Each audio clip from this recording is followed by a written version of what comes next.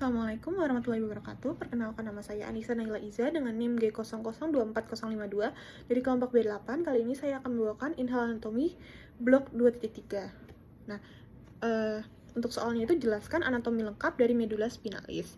Nah, medula spinalis dia itu ada beberapa segmen seperti segmen cervicalis, segmen thoracica, segmen lumbal, segmen sacralia, dan juga segmen coccygia. Nah, masing-masing segmen ini dia mempunyai jumlah nervus yang berbeda-beda. Totalnya itu dia ada 31 untuk nervus spinalis, yang kalau segmen cervicalis dia punya 8. Kalau untuk segmen thoracica dia itu punya 12 nervus. Untuk segmen lumbal itu dia ada 5, segmen sacralia dia juga ada 5, dan juga segmen coccygia itu dia hanya ada 1 nervus yang keluar dari segmen coccygia. Seperti sini segmen cervicalis itu C1 sampai C8, segmen thoracica itu T1 sampai T12, segmen lumbal dia itu L1 sampai L5, segmen sacral dia S1 sampai S5, dan juga segmen coccygia.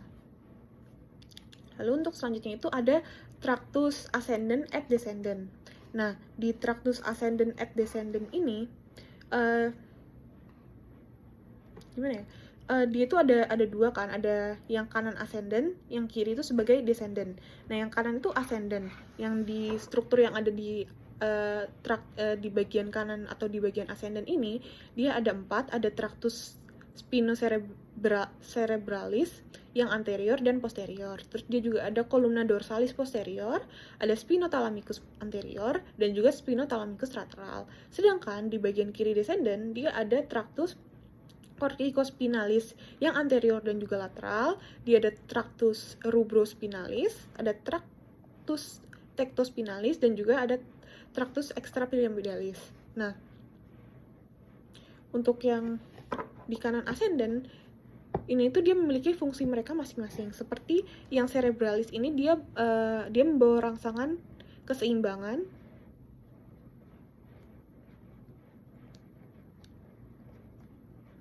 proprioceptif. Kalau yang columna dorsalis dia itu sebagai lokalisasi, dia itu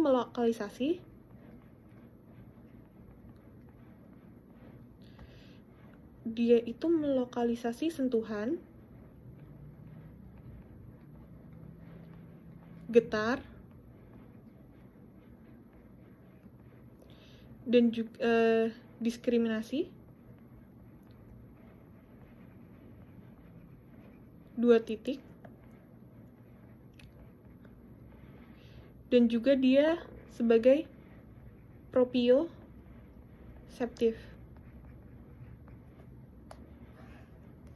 Terus untuk yang spinothalamicus anterior, dia itu fungsinya untuk rangsang, raba, dan tekan. Kalau yang lateral, dia itu sebagai rangsang, nyeri, dan suhu. Lalu yang selanjutnya itu ada tractus corticospinalis anterior dan juga lateral. Nah, ini tuh bisa juga disebut sebagai tractus pyramidalis. Nah, tractus pyramidalis ini dia sebagai pergerakan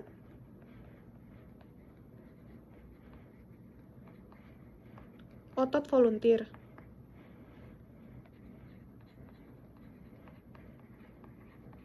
Terus seperti tractus rubrospinal, tractus tectospinal, dan juga extrapyramidalis ini merupakan bagian dari struktur di extrapyramidalis.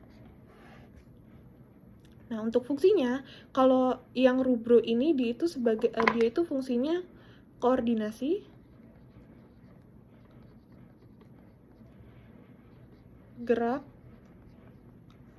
gerakan otot kontralateral.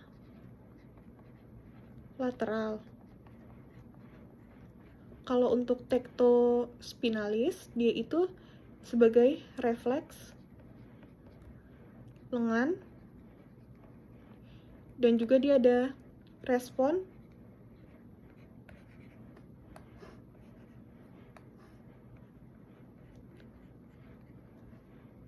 penglihatan,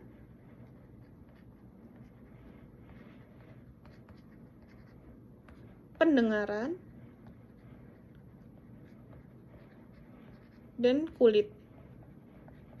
Kalau untuk traktus ekstrapiramidalis, dia itu untuk mempertahankan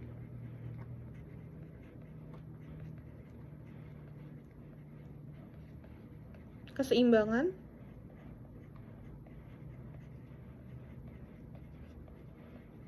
dan koordinasi gerakan kepala dan mata.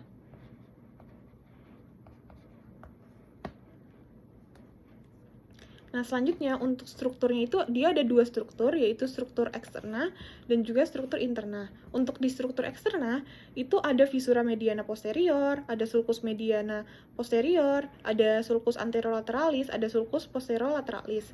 Nah, untuk struktur internanya dia ada dua substansia, yaitu substansia alba yang warnanya putih. Kenapa dia warnanya putih? Karena isinya serabut saraf bermielin, dan substansia grisea yang warnanya abu-abu. Kenapa dia warnanya bisa abu-abu? Karena di substansia grisea dia itu didominasi oleh badan sel saraf. Nah, tengahnya ini, di bagian sini, itu ada yang namanya canalis centralis. Nah, canalis centralis ini, dia itu akan terisi oleh liquid cerebrospinal yang nanti akan, dia akan terisi liquid cerebrospinal hingga ke ventriculus terminale. Nah, selanjutnya di medulla spinalis itu ada plexus medulla spinalis. Nah, plexusnya itu ada 3, yang dimana yang plexus ketiganya, si lumbosakral, itu dibagi lagi menjadi 3 lagi. Nah, yang pertama itu plexus cervicalis. Nah, di plexus cervicalis, dia ini dibentuk oleh ramus primarii ventralis nervus cervicalis 1 hingga 5. Nah, nervus spinalis yang berasal dari nervis spinalis ini yang berasal dari segmen cervicalis 1 hingga 4. Nah, terus selanjutnya ada nervus brachialis. Nervus brachialis ini dia dibentuk oleh nervi cervicalis 5 hingga 8 dan juga nervus thoracal 1. Nah, terus di lumbosakralis yang pertama ada plexus lumbalis, yaitu disusun oleh nervi lumbalis 1 hingga 5. Terus ada plexus sacralis disusun oleh nervi sacralis 1 hingga 4. Dan terakhir ada plexus coccygeus. Nah, plexus coccygeus ini disusun oleh nervi sacralis 4 hingga 5 dan juga nervus coccygeus. Nah, di sini, di bagian sini ada yang namanya intumescentia cervicalis dan juga intumescentia lumbosacralis. Nah, itu tuh apa? Nah, ini itu merupakan pembesaran di medulla spinalis. Nah, seperti yang intumescentia cervicalis ini, dia pembesaran dia itu dari C3 hingga T2. Nah, pembesaran klimaksnya